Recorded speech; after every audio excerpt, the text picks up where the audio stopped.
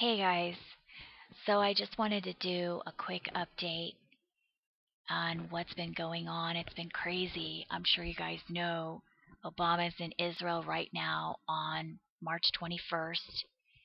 His actual itinerary has him in Israel March 20th through the 22nd, which for those of you that have been on my channel for a while know that we've been watching that exact window of time for like 6 months.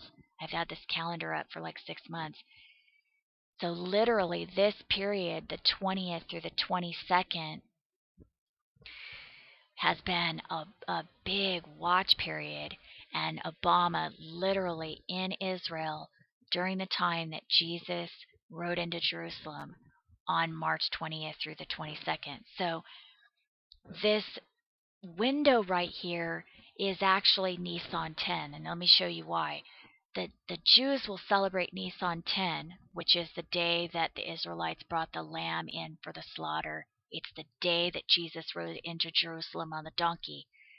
They celebrate that on the evening of the 21st until the evening of the 22nd, which is the 10th day from the first crescent of the moon. But because there's debate over whether to start the month on the new moon or the first crescent, you'd have to consider the fact that 10 days from the new moon is the evening of the 20th until the evening of the 21st. So there's actually a 3-day window for Nisan 10, and that 3-day window is exactly March 20th through March 22nd.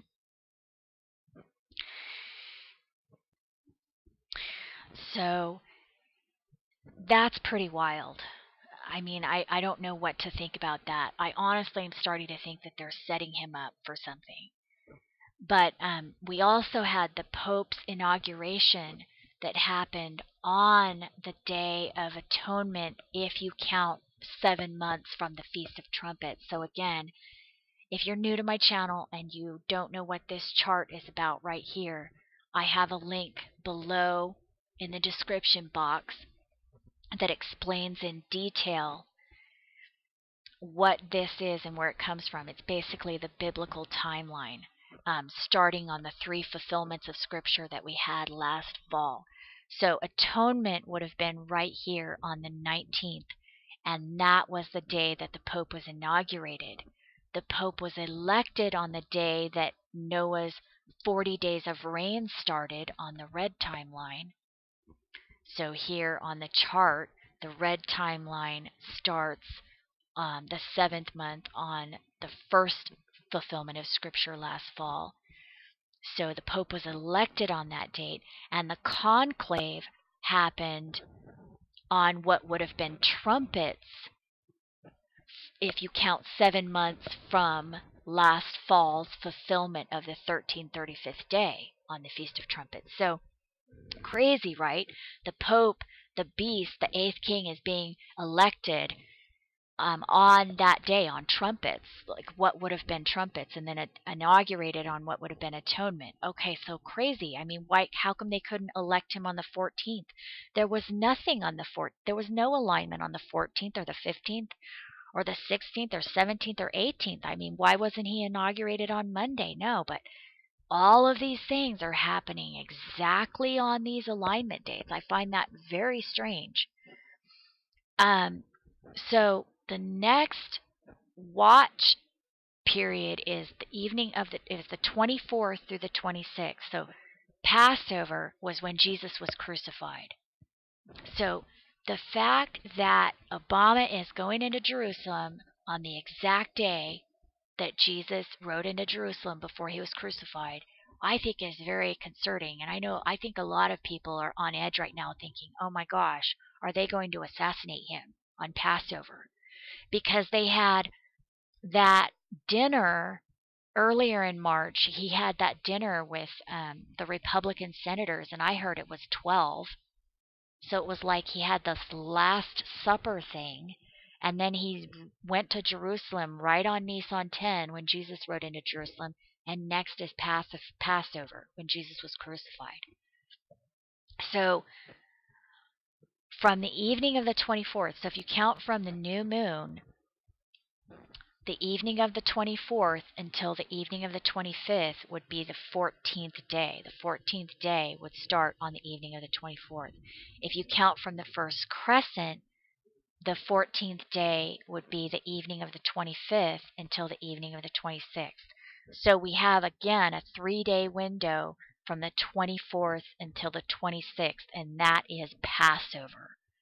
So that's our next watch date, and I'm telling you, there has been a major event on every single one of these watch dates since February.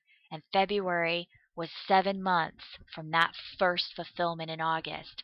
March is 7 months from the second fulfillment, and April is 7 months from the third fulfillment. So, I mean, this is crazy. I mean, I wouldn't even think this was real if it weren't for people on the outside telling me, yeah, it's true, this is going on.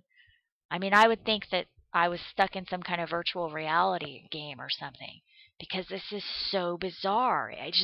I personally cannot get over how weird this is.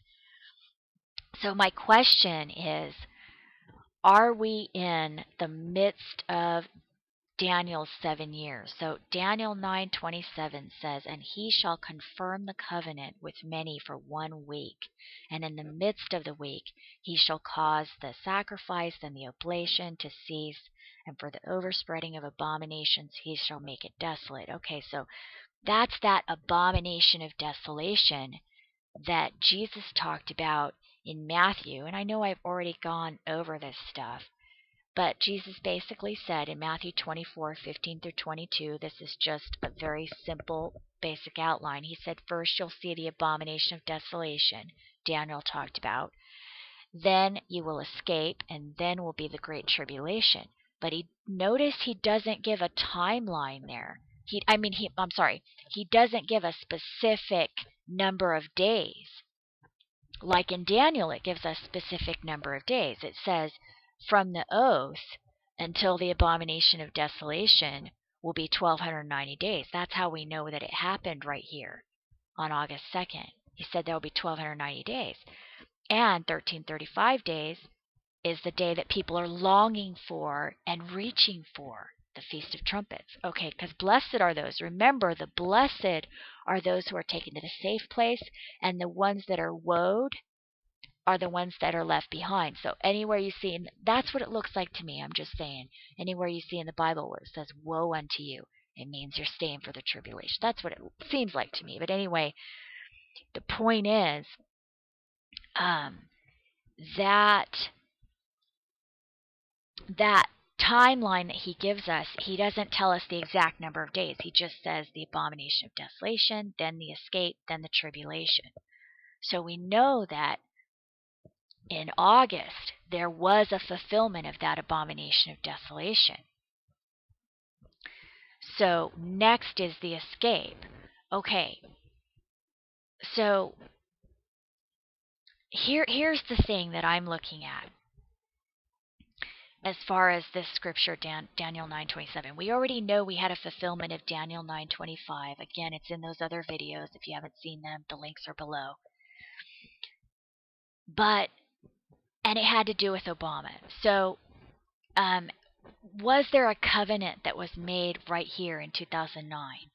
Because we know that Daniel 9:25 was fulfilled here up until October 2009 when he won the Peace Prize. That was 62 Feasts of Weeks from this going forth of this decree to make Israel a country. So from that Peace Prize until March 22nd, when he returns from Israel, there's 1,260 days. And then there's another 1,260 days from March 20th, when he arrived in Israel, until August 31st, 2016, which is the day before the solar eclipse, and then 2 weeks later a lunar eclipse. So remember, Jesus had said in Matthew 24, he said at the end of the tribulation there will be a solar and lunar eclipse. Basically, the sun will be darkened and the moon will not give her light. So that's after the tribulation. I'm going to go into all of this other stuff about the day of the Lord and the year of the redeemed and all of that in the next video, but I don't have time to do it in this one. But the point for this one is that it looks very much like we are in the midst of the week right now. I mean, obviously, we won't know. Only time will tell whether or not we really are. But that covenant may not have been public. It might be an alliance. That word actually means alliance as well.